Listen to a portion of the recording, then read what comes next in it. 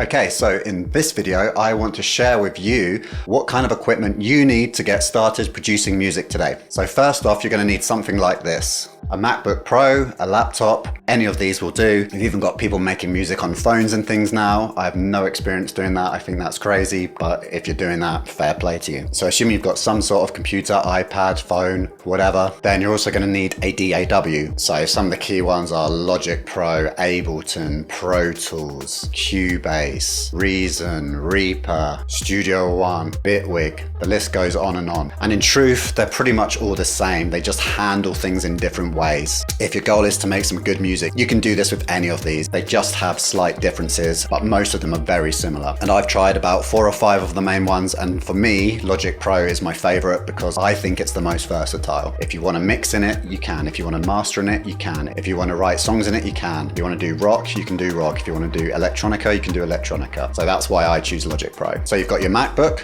and you've got your DAW. So what next? The only real thing you need next is a pair of headphones, or you can buy some speakers. If you're going to buy speakers, you probably need an audio interface. So let's get some headphones first. So here are just some Pioneer ones. I use these ones for tracking. So that's when you're recording, because these ones are closed back. They keep the sound in. I also have these, which are my mixing headphones. These are Sennheiser HD 650s, and I think these are great. My mixes got so much better when I started using these headphones.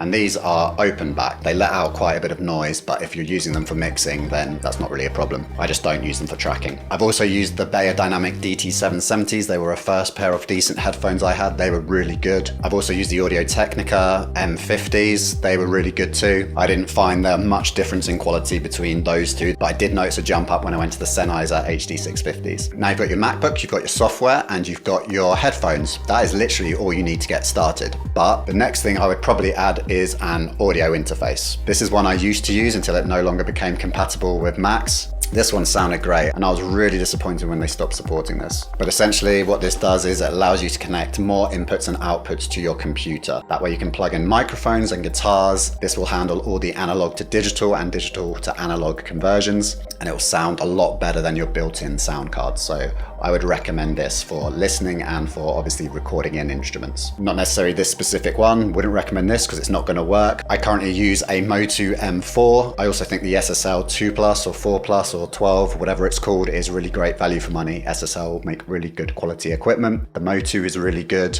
If you're really on a budget, then you can look at the Focusrite Scarletts. That gives you something to plug stuff into and allows you to plug speakers out. You should also find that your software runs a bit quicker when you've got a dedicated audio interface. So depending on what kind of music you're doing, you might want one of these, and that is a MIDI keyboard, and that will allow you to input note information into your DAW. Particularly if you're composing stuff and writing music, then having a MIDI keyboard of some sort is really going to help. These come in a variety of kind of 25 keys up to 88 keys. Some have a weighted piano feel and some have more of a plasticky kind of feel. It depends what your needs are. I currently use a 49 key. It depends on your level of piano playing. You might only need 25 keys. Arturia makes some really good ones of these.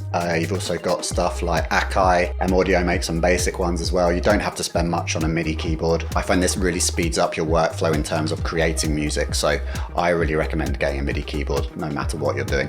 If you need to put in bass lines, if you're just putting in some pads, if you are doing any synth work, then I think this really helps. So another thing you might need is one of these, and that's a microphone. This is just a Shure SM58. It is a workhorse of a microphone. You can use it on anything. It's like the SM57. This one has a built-in filter thing on top, and it's a dynamic microphone. You can get condensers or dynamics. Condensers usually more sensitive and more likely to be used for vocals, guitars, things like that. They tend to sound a bit brighter maybe. Dynamic microphones, they can handle a bit more sound pressure level, so you can put them on snares and other loud stuff. You might also want to pay attention to the polar patterns. Some are cardioid, some are hypercardioid, some are omni, some are figure of 8. So that's just what direction they pick up the sound from. So yeah, if you're singing, you're obviously going to need something like this, or recording guitar amps or cabinets, whatever it might be, then you're probably going to want a microphone. I've also got this Shure SM7B without the pop shield on at the moment because it fell apart. So you don't have to have a microphone. If you're not doing any singing and any guitars, you probably don't need to have a microphone, but it's always good to have one. You can always record in some Foley or just some random noises or whatever. It's quite fun. And the final thing you could add are some speakers. And you might like to do that earlier on in the process, but they are really affected by your room. So if you're in a really small room, having some huge speakers are just going to cause absolute havoc, and your mixes will be all over the place because the distance from the speakers to the walls all have an impact. So it's actually a lot harder to get better mixes unless you've got a well-treated room for those speakers to be in, and you've got them set up in the right way, you've got them set up at the right angles. All of these things makes a huge difference with speakers,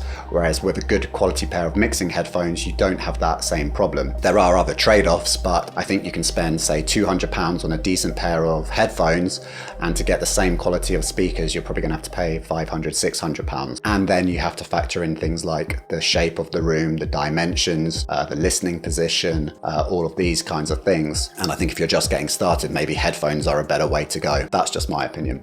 So those were NS10s. Those are a classic studio monitor. I use them for mixing. Some people say they sound terrible, but if you've got a decent amp, I think they're really good. They really act like a magnifying glass on the mid-range, which I find really helpful. I've also got a more expensive pair of Adam speakers. They are Adam P11s. I don't think they make them anymore, and they were about £1,200, I think, and they sound really great. Yeah, speakers are really hard to recommend. They're really going to be heavily affected by the room that you're working in. What sounds good in my room might not sound good in a different shaped room without acoustic treatment. And that's one thing I would say, if you are going to get speakers, I would definitely start putting up some acoustic treatment in your room. I've got quite a lot of bass traps in my room, some diffusers. Having your speakers on stands really helps as well. Okay, so that is the order of things I would acquire if you're not sure what to get. I'd make sure you've got your computer or your Mac, DAW or software. You then get some headphones, then MIDI keyboard or audio interface, probably audio interface before MIDI keyboard. Then you look at maybe a microphone if you need it, and if you don't, then maybe you go speakers next. So that's all the gear that you need to get going. And the bare minimum you need is literally just a Mac and some headphones and your DAW. Hope you found this interesting. If you have different thoughts about what equipment you need, if you have any questions about what equipment you need, or you're not sure what to buy, let me know in the comments, and I'll see you on the next video.